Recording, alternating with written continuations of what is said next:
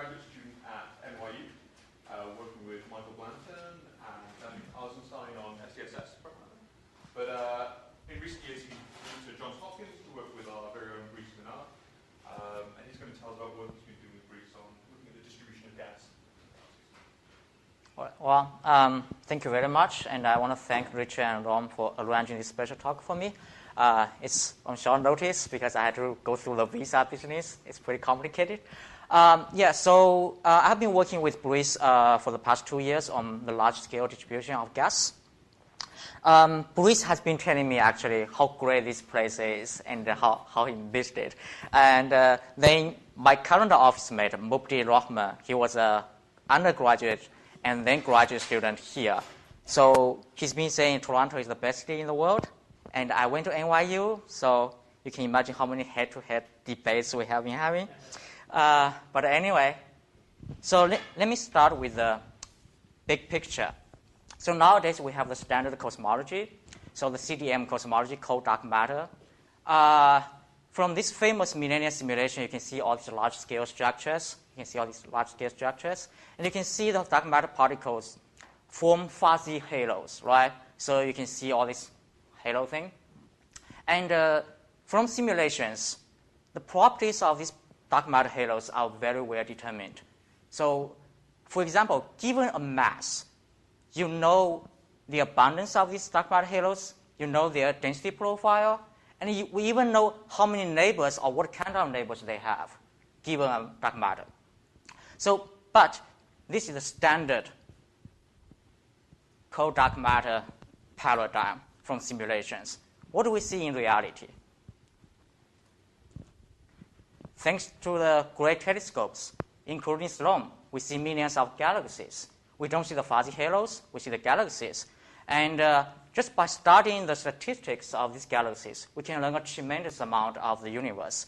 So by counting how many galaxies there are around one galaxy, the so-called galaxy-galaxy correlation function, this is galaxy-galaxy correlation function from Sloan across 4 orders of magnitude. We can learn a tremendous amount about the universe. So this is the very famous BAO feature, baryon acoustic oscillation feature, that made Sloan 3 happen. So galaxies, as you know, is the concentration of stellar populations. So this is, you count how much stellar mass, how many stars there are around each galaxy. So, but what about the space in between?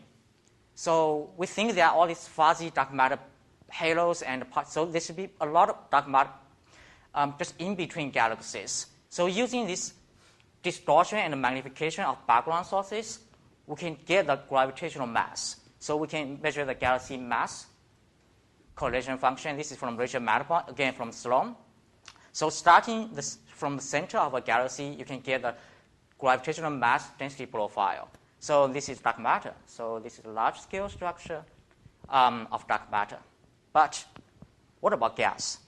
We know most of the baryons are in gas phase, right? So, but it's so diffuse. So it's almost impossible to see. So what I'm going to tell you today is we use absorption lines to study gas. So the idea is incredibly simple.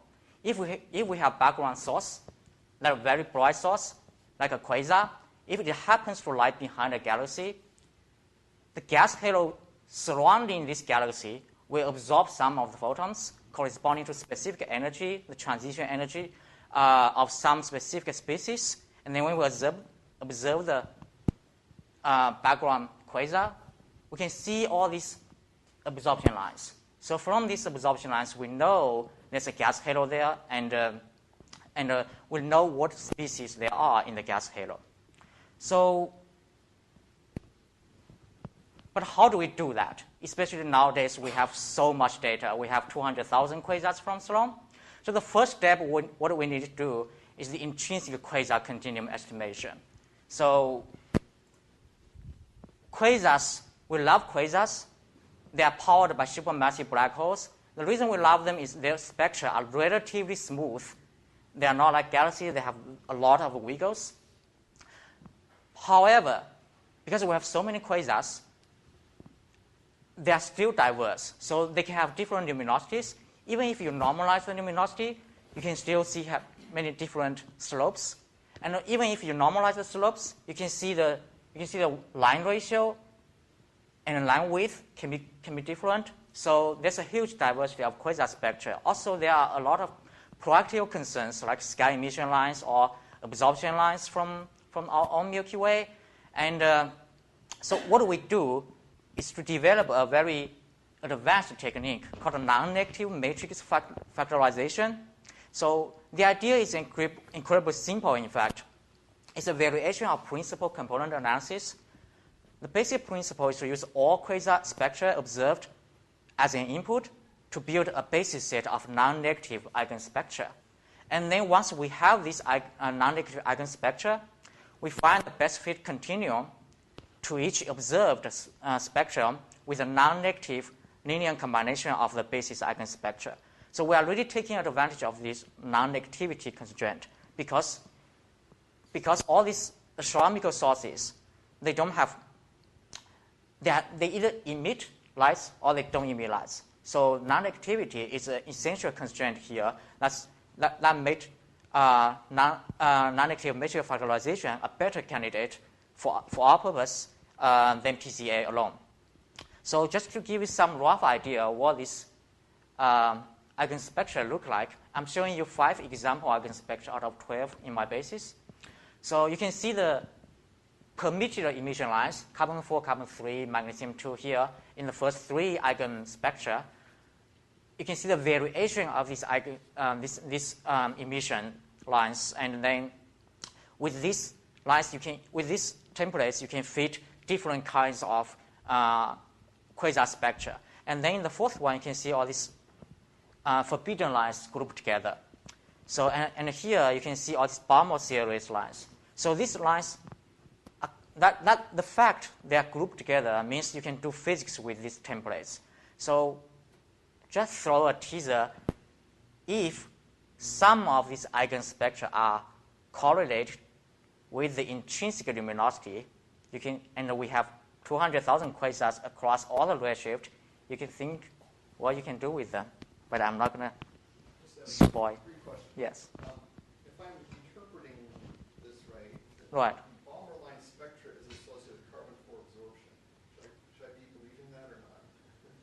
Well, The bottom line. they are associated with them. I haven't digged into the correlations of these eigenspectra. I'm using them for a different purpose, but that's exactly one thing we can do, because you can see H beta here, and then you can see the carbon-4 here, right? Exactly. So that means they are correlated, probably anti-correlated. So eventually, it can tell us some physics.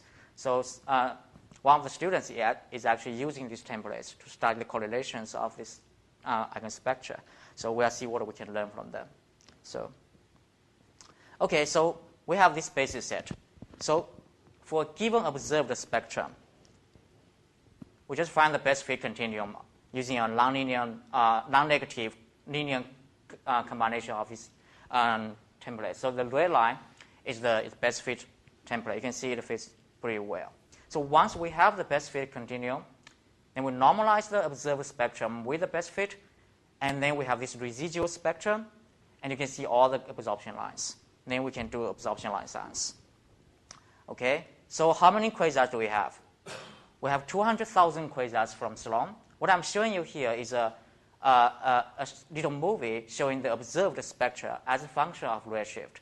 You can see once you go to higher and higher redshift, the emission lines are redshifted into longer and longer wavelengths. So we have 200,000 quasars, and our technique is automatic. So we can just press the button and estimate the continuum by instantly.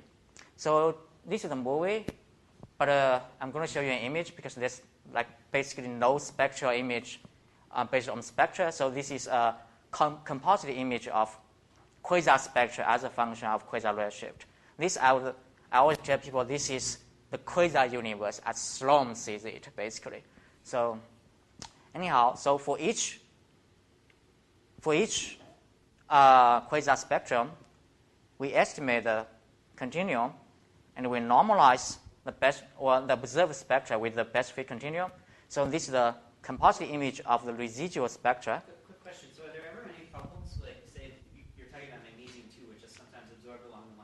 exactly. So, but if you use an intrinsic estimator, how do you know whether it should have it or not? That's the next step. That's the next step. So this is the first step. I'm still only estimating the intrinsic continuum, but we need to find the absorption. So I'll talk about that just very quickly. So this is a composite image of the continuum normalized quasar spectra. So white, orange means it's just one, there's no emission residual and absorption residual. But white means there's emission residual and black means there's absorption residual. So I don't know if there's a student who's learning optical spectroscopy. If you do, you can probably tell me what this line is. This is a emission line residual at 5577 in the observer frame. Maybe this is Canadian Institute of Theoretical Astrophysics. I guess everyone is a theorist. So this is oxygen 1, 5577 from the sky. So this is from the atmosphere. So I told my Sloan collaborators, Sloan is most wonderful, but it's not perfect. Meaning the pipeline didn't do a perfect job. So there's still residuals like 5577. Because it's so strong, it varies with time and space, it's almost impossible to subtract perfectly. So you see this residual. You can see also many lines here. So this is OH lines. So the future surveys, they want to push to high redshift. But in that case, oxygen 2, 3727, all these emission lines will be in the near infrared. But there are so many OH lines that are very difficult to subtract. So they are from the sky. So space is good, but it's very expensive to put a telescope to the space. But from the ground, we have to learn how to deal with these OH lines. And I also want to show you how much time I have. This is the first paper 1, so I need to speed up, I guess. So you also see absorption signatures. So there's 1 here. There's 2 here. Again, this one is at 5890. These 2 are at 3934 and 3969. You probably have heard of Fraunhofer lines from the solar spectrum. So these lines are Fraunhofer lines, but not from the solar spectrum. So this is sodium D. This is calcium 2, H and K. So they are associated with the gas from our own Milky Way because they are in the observer frame. Okay, so this is sidetrack, but I want to say what we can do with the data set. So one of the students is using this sodium D and calcium 2 lines. So she's been measured, so Sloan covers about 1/4 of the sky. So because this gas associated with our Milky Way that's accessible, so she's been mapping calcium 2 and sodium as a function of galactic coordinates. So you can imagine, you can see some gradients here. So you can imagine to correlate this sodium and calcium, these heavy elements, with, for example, neutral hydrogen and the dust, what people have done. So she's writing this up, and we found a lot of interesting things, but please ask me later because I want to move on to other stuff. So that was the first step. I estimated the continuum. I normalized the observer spectra with the best fit continuum, and then the question is how can we detect strong absorption or weak absorption? So for strong absorption, it's very simple. So we know this so-called magnesium 2 absorption doublet. So we know that they have fixed separation. So we just run a match the filter search. It's pretty easy. We found a magnesium 2 in this case because we can see them.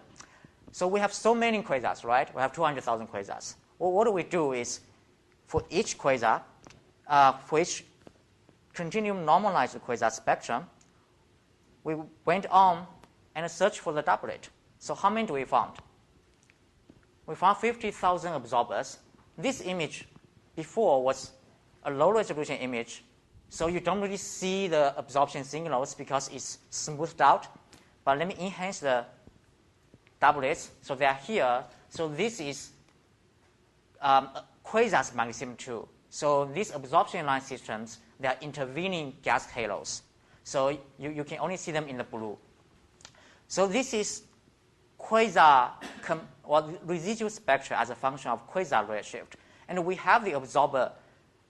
We found the absorbers, and we know where they are, what the observed wavelength is. So we can use the observed wavelength to get redshift. So let me rearrange this residual spectra as a function of absorber redshift. Then this is the image, spectral image you saw in the cover slide. So this is the absorber universe as Sloan sees it, basically. So this is absorber spectra as a function of absorber redshift. So our catalog is built upon magnesium-2 doublet, which is this diagonal line. So magnesium-2 is at 2800, so it's redshifted into the optical at around 0.4. So we can see them beyond 0.4. Below this, we cannot see them unless we have UV spectroscopy. So beyond 2.3, it's redshifted into the near infrared, so we don't really see it as well. And you can see many, many lines associated with magnesium-2. We love magnesium-2, not just because it's strong, because it's also one of the reddest lines. So you can see in the red, there's basically no line. There's magnesium-1 here. This is the famous calcium-2 HNK here associated with magnesium-2. But there's so many UV lines here. But without UV spectrograph, there's no way we can observe them here. So I want to mention calcium-2 here because this calcium-2 absorption is associated with magnesium-2 absorbers at high redshift. If you extend this to low redshift, all the way to redshift 0, then you look up, this is the calcium-2 associated with the Milky Way at redshift 0. So you can imagine there must be a lot of calcium-2 absorption at a low redshift. But how can we find it? I'll talk about that just right away. So there's a lot of things you can do with this absorber catalog. It's publicly available, so if you think of something interesting to do, just do it. So you can see also some very interesting residuals here. These are non-noises. They are real signatures. So these are very weak lines. This is iron 2, actually. There are several lines here, chromium and zinc. So you can use them to study metallicity and dust depletion. So, okay. So one thing, because we have a huge catalog, so one thing that we can do is to study the statistics of these absorbers. Now, what I'm showing you here is the incidence rate, so-called D and DZ, meaning how many absorbers there are at each redshift. So this is incidence rate as a function or for the strongest absorbers. I added four data points from Robert Simcoe's group. So Robert Simcoe, from MIT, they have this fire near-infrared spectrograph on Magellan telescope, so they have access to high redshift universe. What does this remind you? If you have ever studied the star formation history of the universe, you'd immediately think of this looks exactly the same as the cosmic star formation history, right? So it peaks at redshift 2-ish, and then it starts declining, and it also declines towards lower redshift.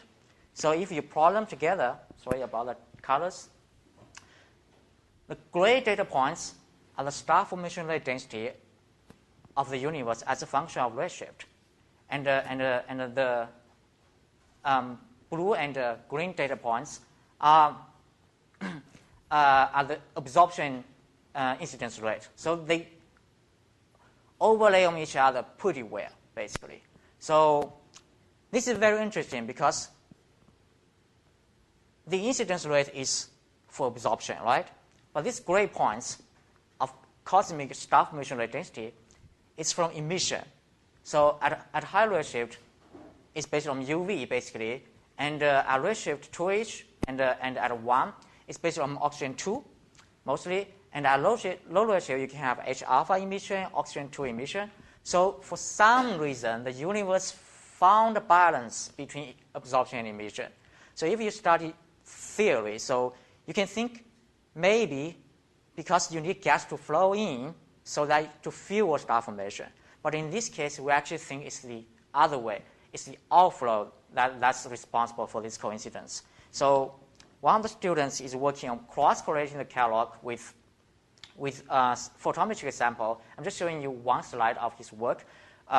So Team 1 is writing this up. So what he did is to cross-correlate the absorbers with the galaxies we can see. So usually we don't see the galaxy associated with these absorbers because they're too faint, but for some of them we do see. So then he select those seen galaxies, those edge-on galaxies. So he started covering fraction as a function of azimuthal angle. So this is from minor axis. This is along major axis. So blue points are for blue galaxies, red points are for red galaxies. So you can find the covering fraction is higher for blue galaxies, and this azimuthal angle dependence, meaning along the minor axis you have higher covering fraction, but along the major axis the covering fraction is slightly lower. So what this says is outflows may be responsible to pushing these gas clouds out. So outflows and the star formation rate may be driven by star formation, may be responsible for the coincidence we saw. So anyhow, so yes. So that's the covering fraction within what radius? So this is at around 50 kbc.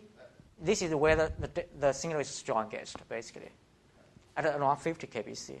So meaning you have a quasar about 50 kbc away from the center. So Yeah. don't look any farther than that. What we do, but the signal is weaker. So we think there's a galactocentric distance dependence of this. So you look in the same range. Exactly. So it's a fundamental question, of course, because we have been thinking how far these outflows go, right? And maybe they will go infinitely farther, but maybe they will come back, these gas clouds. We don't know yet. So that's something we need to work on, basically. You can see evidence of Right. I'm just wondering when you say covering fraction, within what? Yeah, at 50 kbc, yeah. So I forgot to put that on. Yes. But we do see the signature, but we have to put everything together. We haven't connected the dots yet. So this is just a summary of paper 1, which took about 20 minutes already. So this is just to summarize the catalog. So the blue points are the quasars, and I randomly select 3 lines of sight, and I went on to search for the absorbers. The orange points are the absorbers. So each dot is a gas halo. We know there's gas halo there, but we don't see galaxies most of the time unless they're bright enough. So the movie is just to emphasize the cosmic volume these catalog probes. So this is redshift 3-ish, and the SLOM covers about a quarter of the sky. So you can imagine cross-correlating this catalog, quasar catalog, and absorber catalog with all the all-sky surveys we had, and we will have. So, okay, so let's draw absorbers. It's pretty easy. There's a doublet, which we love, and we can find them. But what about weak absorption? We don't see the weak absorption most of the time, right? But if you look up in the sky, there must be gas everywhere. So in each of these pixels, there must be some amount of gas absorption. But the question is, because the noise is pretty big, SLOM quality is pretty good, but it's still, for weak absorption, it's not enough. But there should be gas absorption in almost every pixel.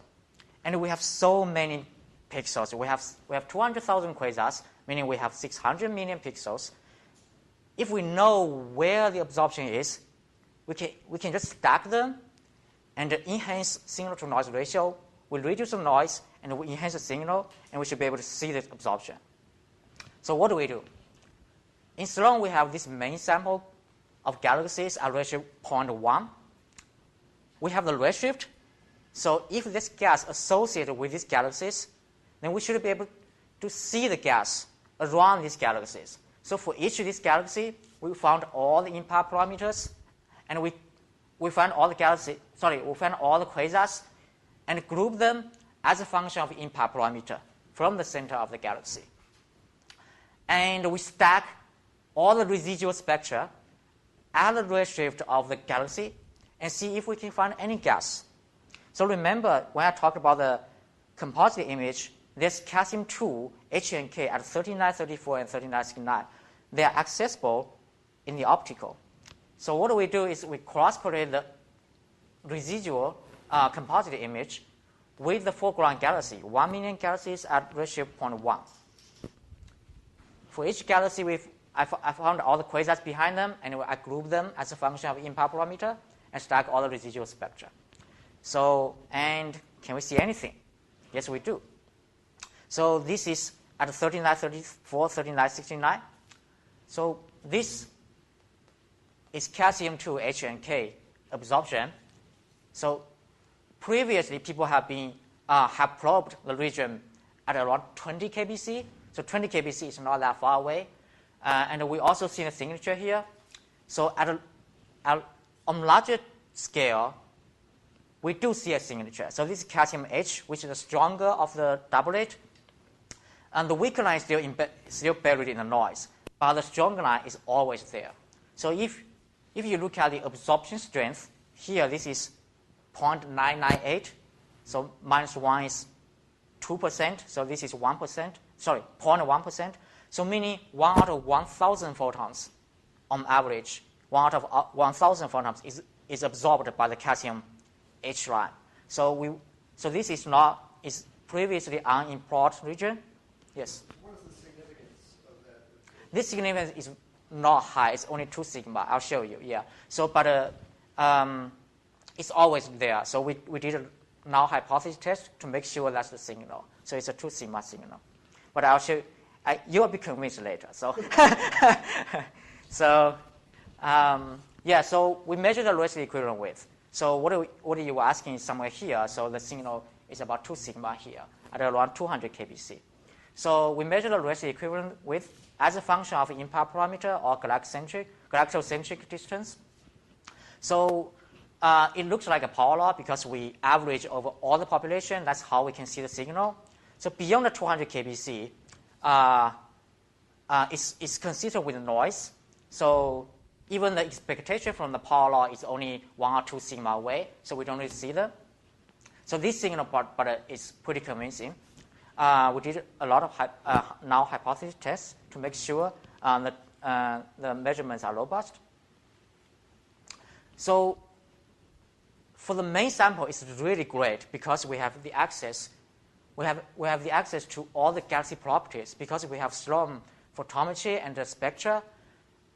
And then from those spectra and the photometry data, we have stellar mass, we have star formation rate, and we have the images so we can see the shape of the galaxies. So what I'm showing you here is the strength of calcium-2 absorption as a function of stellar mass. So you can see there's more calcium-2 around high-mass galaxies. It's reasonable because high-mass galaxies are larger. And you can see more calcium-2 around star-forming galaxies, meaning outflows may be responsible for driving all this gas away into the gas halo. And then I select edge-on galaxies just like T1 did.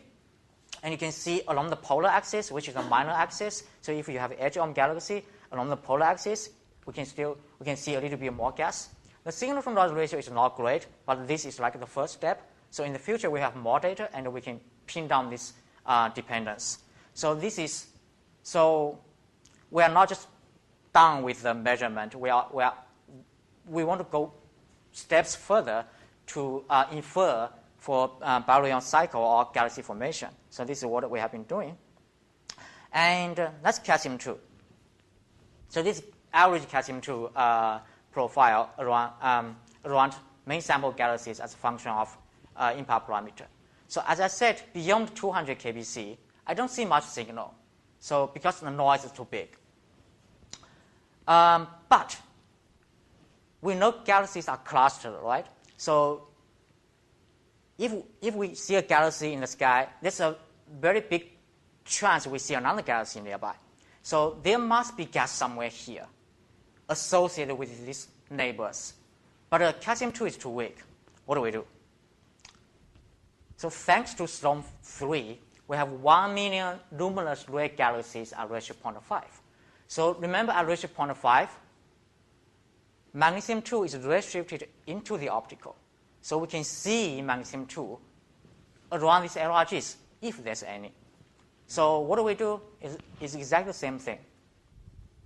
This is just to show you what luminous red galaxies are. Most of them are massive elliptical galaxies like this.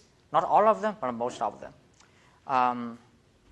So we did the same thing. We find all the quasars behind each LRG, and we group them as a function of impact parameter, and then we stack the residual spectra at the redshift of these LRGs.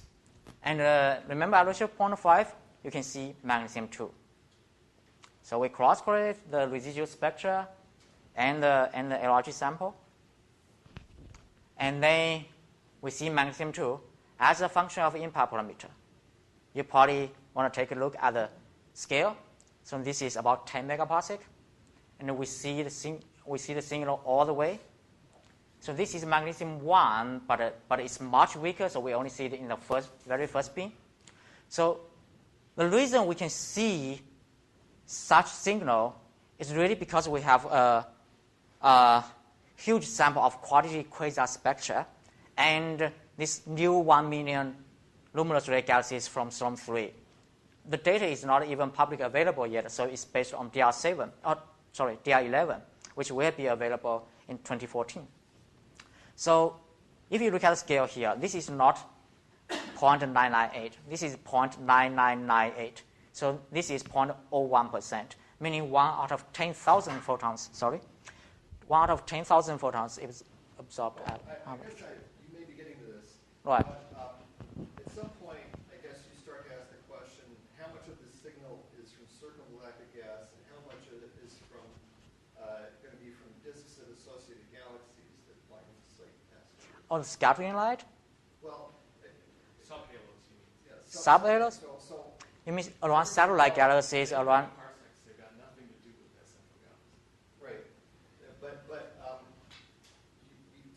we've been so far talking about circumgalactic gas. Right? But some lines of sight are going to pass right through the disk of some galaxy that's Well, first, that's very rare. okay. Because, So is 0.01%. So. yes, but we can get to that later. So it's very rare because the cross-section of galaxy is small, but the halo is much bigger. Right. So on large scales, what really matters is the halo of the galaxies, actually, yeah. So I imagine there's a numerical way you can demonstrate that more I'll show you that. is coming from. I'll show you that, yes. So what you're asking is how much gas here is associated with other galaxies. Yeah, I'll show you that. So just to summarize, so this we measure the rest equivalent with from the residual spectra as a function of impact parameter. This is across 1, 2, 3 orders of magnitude. So previously, this is from the literature. So we have silicon-4 from the Keck telescope by Chuck Steidel around Lyman Bourret galaxies. This is at redshift 2.2-ish. He did some other heavy elements as well, but I'm showing silicon-4 just because for clarity. And this is magnesium 2 around the red galaxies from the Z Cosmos survey. So this is by Bolaloy et al.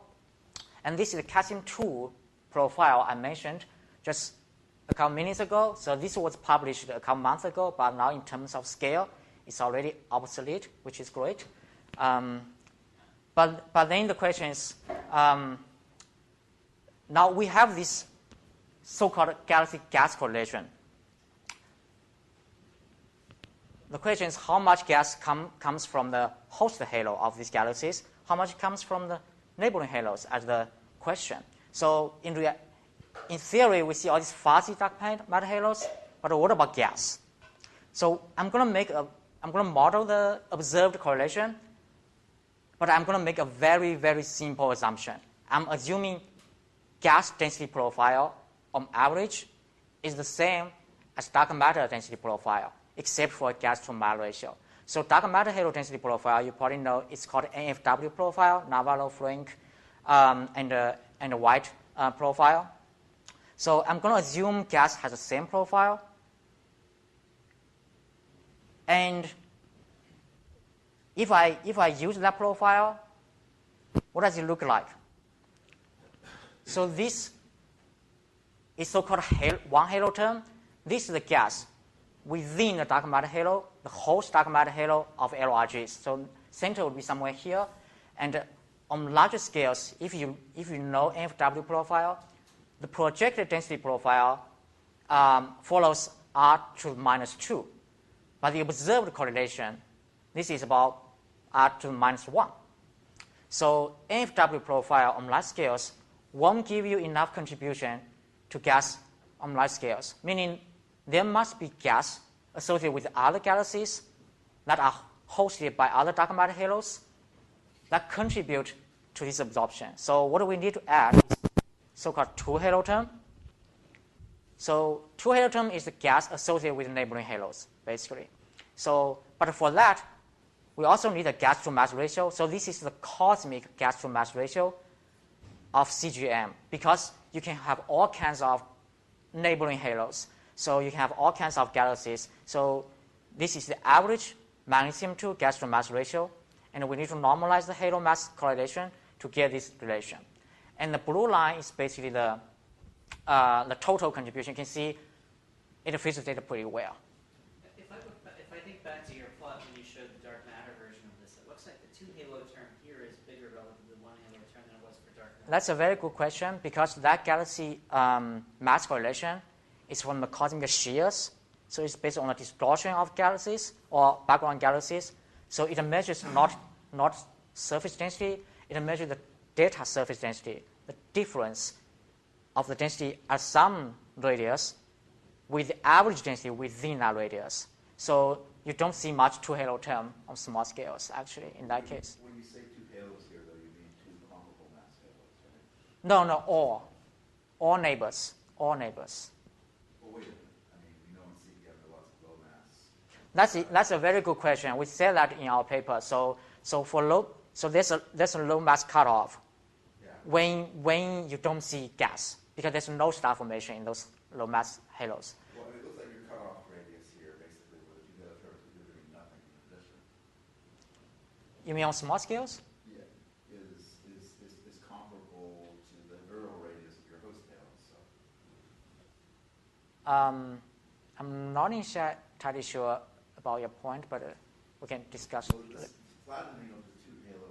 Oh, this is just because it's dominated by one halo term, so this doesn't matter that much. So this is dominated by, so it's a projected density profile, right? So you have a galaxy, you have a host halo, but so the two halo term, it would be very, very far away along the line of sight. So, and then the cross correlation function dies very quickly. So this doesn't really matter that much. So you can compare this to, this is 1% of the contribution of the whole dark matter halo. So anyhow, right. So we can talk about it later if you're not clear. Yes. Did I answer your question? Okay. So we have three parameters basically. So remember when I talked about the big picture and the standard cosmology, given a dark matter halo mass, we know almost all the properties of dark matter halos. Well, almost. Anyway, so halo mass is the dominant parameter here. And then we have one halo term, which is the gas to mass ratio, which is within the LRG host dark matter halo. What's the gas magnesium-2 gas to mass ratio? And we also have this two halo term, which is the cosmic magnesium-2 gas to mass ratio. So this is the constraints on these three parameters. If you look at the mass of the host dark matter halo here, it's about 10 to the 13.5. It's almost the same as what people got from galaxy-galaxy correlation or galaxy mass correlation. So this is the constraint people got from galaxy mass and galaxy correlations. So it's very similar. This means, because I made a very simple assumption. I assume gas density profile is NFW, which is very surprising when it works, because we didn't know anything about gas density profile, in fact, especially for cool gas. So this says is NFW profile works reasonably well. But again, I don't want to make assumptions. I'm an observer. I don't like assumptions.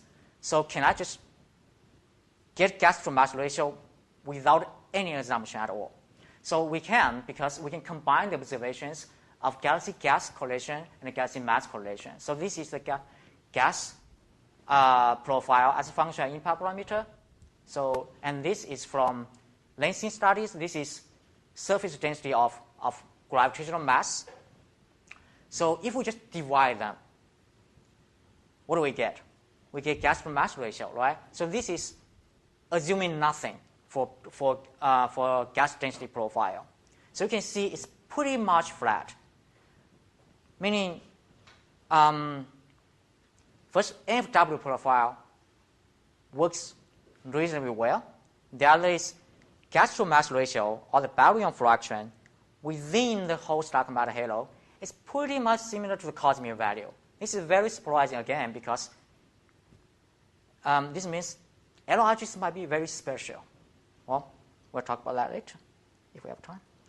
Anyway, so where this no assumption constraints lie on this plot. So this is the constraint here. So you can see with the assumption, it's not far away from without the assumption. So this is, yes? So I guess there's an implicit assumption, which is that magnesium 2 mass to halo mass ratio is independent of halo mass. No, Is it- you only measured it for that one halo mass. It's only measured for one halo mass. Well, 1 second. You mean this? Well, on small scales, it's 1 halo mass, yes. But here it's cosmic volume, basically. But when you're just saying we're measuring that ratio, we're saying it applies to all the halo masses that are involved. Oh, yes. So you are saying I average over all the dark matter halos of LRGs. Yes. So I assume LRGs have a typical dark matter halos. Yeah.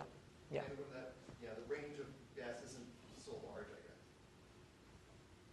Well, that one actually don't have assumption. It's from observation. Right. So that range is highly picked. Yes. Right. The supplementary assumption is the same number applies over the entire mass range of LRGs you're using. But since that No, mass no. range is very big. No.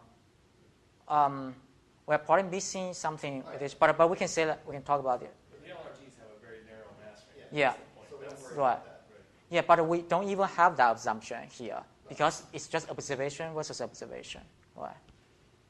No, but what he's saying Oh, is the what final mass does this parameter. apply to, right? The final parameter, yes, of course, yes. So the stellar mass range of LRGs are pretty narrow. But what's Yes. interesting, right, though, is that on the right-hand side, it's still about the same. Like, Yeah. That's probably That's Right. the integral over a whole bunch of different mass halos. Right. So, okay, I should have got rid of the things. So that was density profile.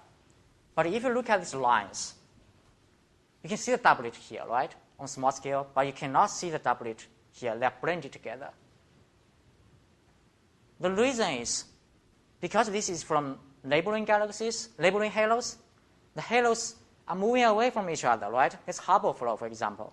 So in terms of velocity or in terms of wavelength, it's getting farther and farther away. So meaning this is getting fatter and fatter, this is thin, this is fatter and fatter. So on large scales, this width reflects the velocity dispersion of dark matter halos. So I'm using this information to get the velocity dispersion of gas clumps. So what do we get? Something like this. So this is a line of sight velocity dispersion of gas clumps as a function of impact parameter.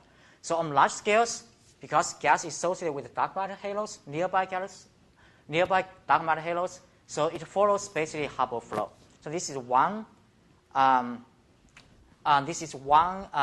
factor, of course. But of course, you also have peculiar velocity.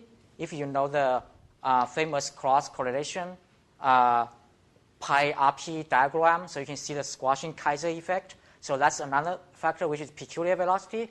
And then the peculiar velocity also has dispersions. So there are 3 parameters that go into this 2 halo model, but it fits the data pretty well. So this is Hubble flow. Basically, this is peculiar velocity, and this is simply just the dispersion of peculiar velocity. So what about the 1 halo term? So 1 halo term, if I estimate the collisionist dark matter particle, which only experiences gravity, this is the line of sight velocity dispersion I would get using the dark matter halo mass I got from the modeling. So you can see dark matter moves much faster than what we observed. What I needed to do is to apply a velocity bias factor to reduce the velocity dispersion of dark matter to get this one halo gas cloud velocity dispersion, and then so that it can fit the total range of the observation. So what does this mean? This means gas clouds move slightly slower than collision dark matter halo, dark matter particles. I don't know the reason. In the paper, we said because gas clouds experience pressure, for example, so it doesn't only experience gravity like dark matter particles, so it follows the gravitational energy pretty well. But a gas, they have pressure support, so they must be slower. But because gas physics is so much more complicated, because we have outflows, we have inflows, and then we have hot gas, hot ambient gas, we have cold gas, we have self-shielding. I'm dumping a lot of technical terms here, but it means gas physics is very difficult. So the real reason why this is happening, we don't know yet. Yes? Consider the possibility that if clouds are ejected, they have less specific angular momentum. That's one thing I've been thinking about. But for that, we need, for example, galaxy fountain models or outflow models. We need for that. Again, I haven't done the full modeling yet, but it's something that has been on my mind. So I don't know how well that works yet. So I don't have a definite answer to that. We should talk about that later. Yeah. So just to summarize, what do we have now? So I usually show this slide to Sloan people because they love this slide. I've been talking about large-scale structure, large-scale distribution of gas. So in Sloan alone, we now have large-scale distribution of stars. So this is galaxy-galaxy correlation across 4 orders of magnitude. And from Sloan alone, again, we have this galaxy gravitational mass correlation. So this is the gravitational mass density profile dominated by dark matter. And Bruce actually, I think he did this here at CITA. So he used the background quasars, used their photometry information to get dust extinction as a function of the impact parameter. So we know there's a lot of dust in the halo. So now we know there's a lot of gas in the halo. And we also, so all of these correlations have been modeled by so-called the standard dark matter halo model in the standard cosmological context. And they fit the data very well. So this is really a triumph of lambda CDM cosmology, which is probably not a good thing. Anyhow, so I probably have 2 minutes. Let me just summarize. Okay. So that was what I have already done. So this is about the future, basically. So I've been talking about magnesium-2 and calcium-2 and sodium-1. So we love them because for these Fraunhofer lines like calcium-2 and sodium-1, they're in the optical. We can see them at low redshift. Magnesium-2 is redshifted into the optical beyond redshift 0.4. So now we have this big SLOM3 galaxy sample. We have access to that too. But there are many UV lines we don't have access to for now. So SLOM3 is here. SLOM4 will have a large galaxy sample, millions of galaxies somewhere here. You can see we have access to these ion lines. And what about in a couple years? In a couple years, Big Boss and the DE spec, so the dark energy survey are redshift 1.5 using oxygen 2 emission line. Look how many lines we have access to. This is from iron. There's also chromium, zinc here I talked about. Aluminum 3 is a very strong line. Aluminum 2 is pretty strong, and carbon 4 is somewhere here. So in the future, with millions, tens of millions of galaxies here. We have access to all these galaxies. We have access to all these UV lines, and we will not only be able to study the lines individually. If the signal is not strong enough, you can think it's like all the species together. They can enhance the signal noise ratio by a factor of 10, and then we can. Well, this is something what I have been working on as well. So, the cross correlation is to 20 megaparsec. But what about we pushing the analysis to 150 megaparsec? We can probably see baryon acoustic oscillation in galaxy gas correlation. So in the future, it's definitely possible. Okay, so we cannot just be done with the observations. We have to infer for galaxy formation and the baryon cycle. I also talked about the cosmic distribution of different species. So this is something we actually want in terms of physics and theory. So just to summarize, this is paper 1, which is out early this year. So it's a catalog. It's publicly available. So if you are interested, just download it and play with it. And then paper 2 is about calcium-2. We also study the dependence on gas properties, but in terms of scale, it's already obsolete because we measure the magnesium-2 out to 2 halo regime, and we also measure the velocity dispersion, the dynamic information of gas clouds. And then, just to summarize, this is without assumption. I really like this one, and I showed this to Jim Peebles this past Monday, and he really doesn't like theory, so I showed him this observation figure, and he really liked it. Anyhow, so this is my summary. Okay, thanks a lot for your attention.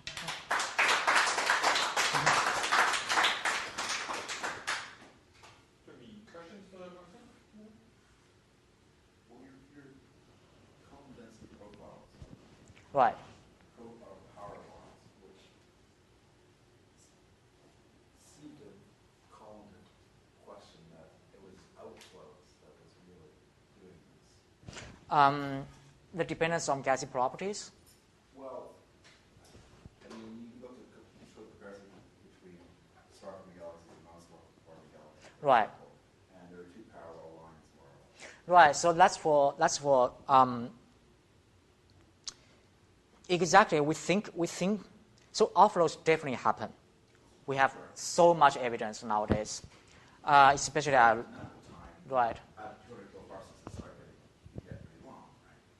Yeah, so it depends how far these gas clouds can go. And so the question is, well, we've been thinking about so-called missing baryon issue quite a lot. So we have been finding, not just us, also the Hubble telescope COS team, we have been finding so much gas just in the halo, gravitationally bound. So the velocity dispersion is smaller than dark matter. So these gas clouds are gravitationally bound. So what range of masses are collectively being put up here by these different So theory is my love, but for these core clouds, it's about 2% of the total baryon. No, I mean, what range of halo masses? Oh, these are LRGs. So the stellar mass is beyond 10 to the 11. Yes, that's your work. What about other analyses? You mentioned other analyses of showing. Many analyses so far is mostly about aerostar galaxies, but the HHT COS Halo team, they have proposals approved to observe dwarf galaxies. By dwarf, I don't mean 10 to the 7, 10 to the 8. I mean 10 to the 9, 9.5. So it's not really dwarf galaxies. They have a program approved to probe that region, basically. When you say here that the velocity dispersion is low, this comes back to Mark's point. Right. When you have an outflow coming from a galaxy, it comes from at most 10 kiloparsecs, probably even smaller than a couple of kiloparsecs. Right. So if you're seeing a velocity at a large impact parameter, it's almost certainly in the plane of the sky. And Yeah. you So see this correlation between the velocity and the distance from the center from the galaxy. right. So that's why those velocities are low, is because you're only measuring the line of sight, whereas most of the velocities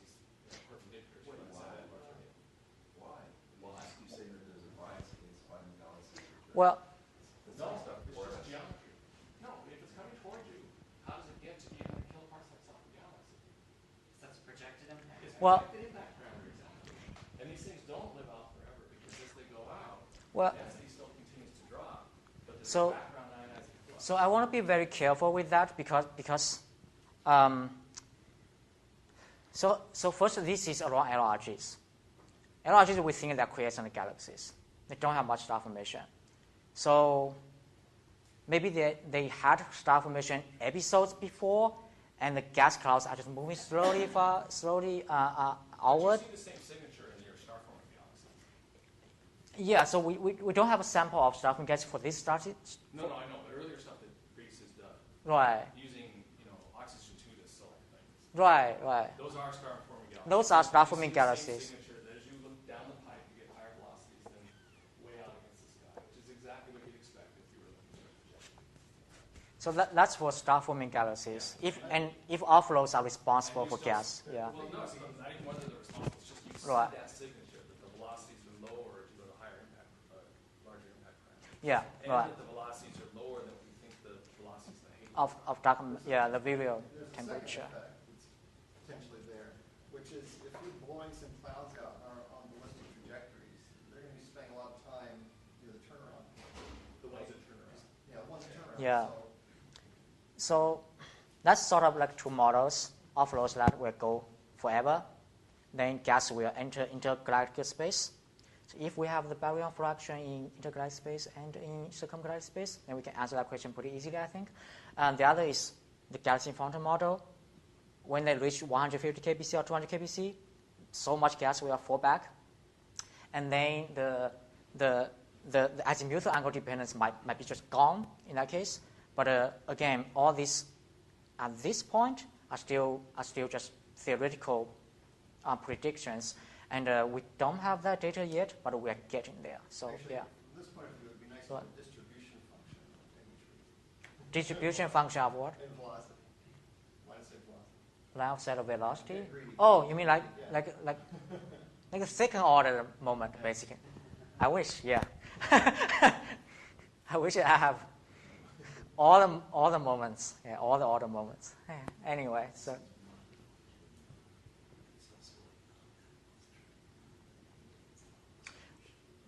well, You